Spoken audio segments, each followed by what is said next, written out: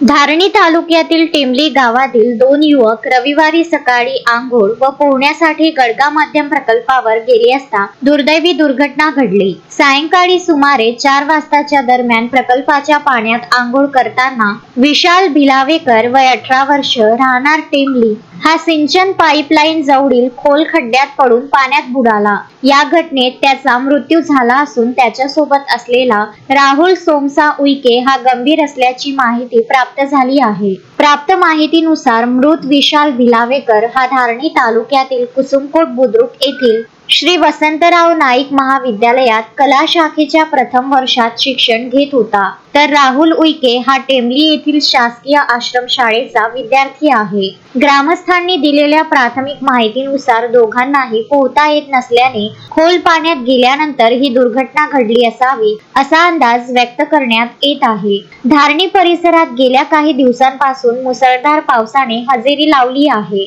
परिणामी सर्व नदी नाले हाऊसफुल वाहत आहे। गडगा मध्यम प्रकल्प परिसरात सिंचन पाईपलाईन जवळ खोल खड्डे असल्याने हा भाग अत्यंत धोकादायक मानला जातो। घटनेची माहिती मिळताच धारणी पोलीस स्टेशनचे पोलीस निरीक्षक शेषराव नीतनवरे यांच्या मार्गदर्शनाखाली पोलीस विभागाने सोबतच स्थानिक नागरिकांनी आणि प्रशासनाने घटनास्थळी धाव घेतली। बातमी लिहेस्तोवर मृतक विशालच्या मृतदेहावर धारणी उपजिल्हा रुग्णालयात शवविच्छेदन करण्यात आले असून गंभीर असलेल्या राहुल याच्यावर उपचार सुरू असून गंभीर परिस्थितीला अनुसरून त्याला अमरावती जिल्हा सामान्य रुग्णालय येथे हलविण्यात येणार असल्याची तयारी सुरू होती। पुढील कार्यवाही संबंधित यंत्रणेकडून सुरू असून घटनेमुळे टेंबली गावासह संपूर्ण परिसरात शोककळा पसरली आहे। मृत विशालच्या अकाली निधनामुळे कुटुंबियांवर दुःखाचा डोंगर कोसळला आहे। तस्मीन शेख, सुलेमान मेमन, शकील अहमद,